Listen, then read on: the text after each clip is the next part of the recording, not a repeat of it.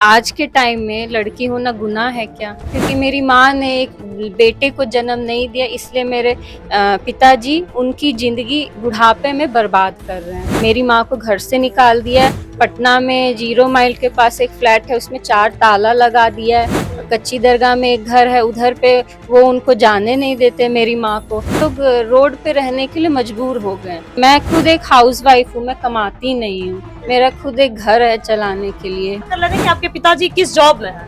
मेरे पिताजी Indian air force में काम करते हैं। मेरे पापा सोचते थे बस बेटा नहीं है, बेटी है, शादी करना है। तुम ज्यादा हेल्प करोगी माँ को तो तुम मुझे तलाक दे दो, अपनी माँ के साथ रहो। तो इस तरीके से मेरा खुद का घर भी बर्बाद हो रहा है। अच्छा, मैं हमें लगातार इस प्रेशर में रहती हूँ कि अगर मेरी माँ को क्या पता मुझे मेरी माँ को न्याय नहीं मिल पाया, इतना भाग दौड़ करने के बाद, पैसे खर्च करने के बाद भी न्याय। और ऐसा भी हो सकता है मैं एक दिन आत्महत्या कर लूँ, और मैं आत्महत्या कर लूंगी तो मेरी माँ भी नहीं जिंदा रह पाएगी, वो भी हमारे साथ आत्महत्या कर लेगी। अभी हमारे साथ जो जुड़ी हैं इनका नाम है मनीषा। ये वही मनीषा है जो लगातार एक चर्चा में बने हुए नवल किशोर जी, जो अपनी पत्नी देवंती देवी को घर होने के बावजूद भी रोड पे निकाल देते हैं। दर दर की ठोकरें खा रही हैं, और खा इसलिए रही हैं क्योंकि उनके जो पति हैं उनको किसी और से प्यार हो गया। तो सीधा बात करते हैं, उनकी बेटी है हमारे साथ जुड़ी हुई। मनीषा जी, अपने पिताजी के बारे में क्या कहेंगे? इस तरीके से आपकी माँ के साथ लगातार जो कर रहे हैं, क्यों कर रहे हैं, क्या कारण है?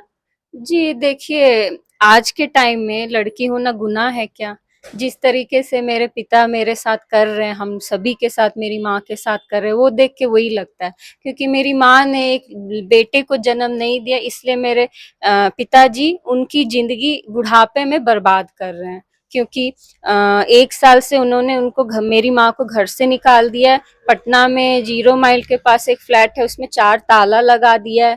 कच्ची दरगाह में एक घर है, उधर पे वो उनको जाने नहीं देते मेरी माँ को। तो इस अभी बुढ़ापे में हम लोग रोड पे रहने के लिए मजबूर हो गए। तो मैं बैंगलोर से आई हूँ मेरी माँ को न्याय दिलाने के लिए।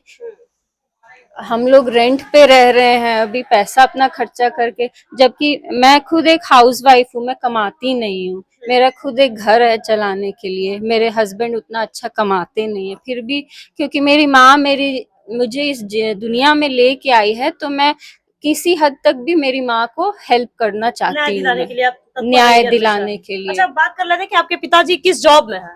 मेरे पिताजी इंडियन एयरफोर्स में काम करते, एक रिटायर हो अच्छा गए। सैलरी उनका होगा। जी, अच्छा खासा सैलरी उनको मिलता है। और वो उसको अपने रिश्तेदारों पे, वो मेरी एक चाची है छोटी, धर्मशीला देवी नाम है उनको, उन पे खर्चा करते, पेंशन उन्हीं को देते हैं, और जमीन बेच के चुपचाप से उन्हीं को दिया जाता है। हमें अगल बगल वालों से पता चलता है ये सब, वो हमें कभी नहीं बताते। अगल बगल वालों से पता चलता है जमीन बेच रहे, इतना पैसा मिला है, तो सब उन्हीं के अकाउंट में डाल दिया जाता आपके है। एजुकेशन पे बात कर लेते हैं। आप कितनी पढ़ी हैं?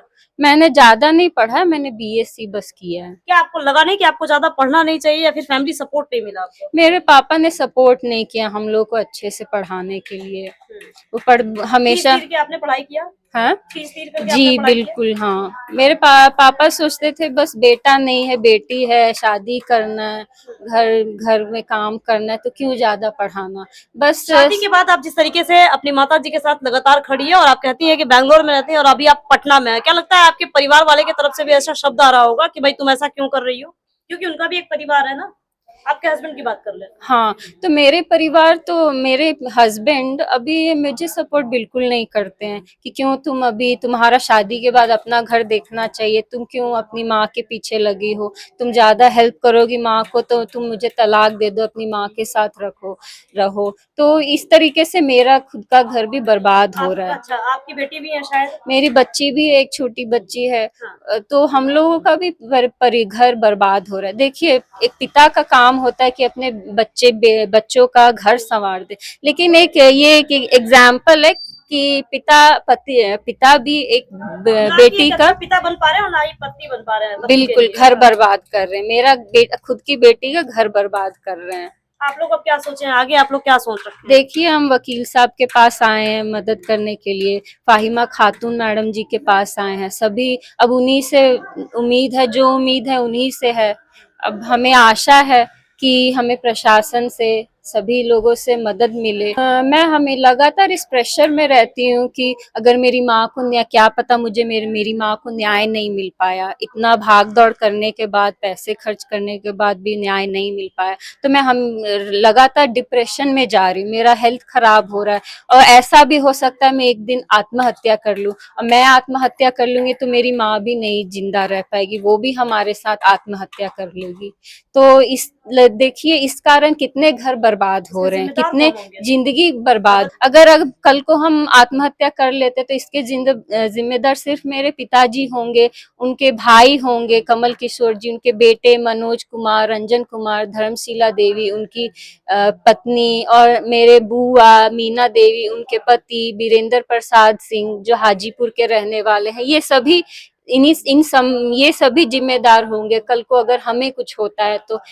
इस मैटर के कारण कल अगर हम आत्महत्या करते हैं तो ये सभी जिम्मेदार होंगे इस बात के। देखिए मनीषा जी का कहना है इनके पिताजी जो हैं वो एयरफोर्स में है, कोई रिक्शे ठेले वाले नहीं है। अगर रिक्शा ठेला वाले होते तो एक तो कहा जा सकता था कि अनपढ़ है, अनपढ़ लोग इस गलती को करे तो कहीं ना कहीं देखा जा सकता है, नजरअंदाज किया जा सकता है। लेकिन यहाँ पे बात अब पढ़े लिखों पे आती है। दूसरी चीज इनका ये भी कहना है कि क्या बेटी होना पाप है, तो बिल्कुल ये गलत बात है। बेटी होना पाप नहीं है, बेटी जो है वो बेटों के बराबर में होती है और कदम से कदम मिलाकर के चलती है। तो बने रहिए ऐसे ही हमारे साथ और देखते रहिए रिपब्लिक अपडेट न्यूज।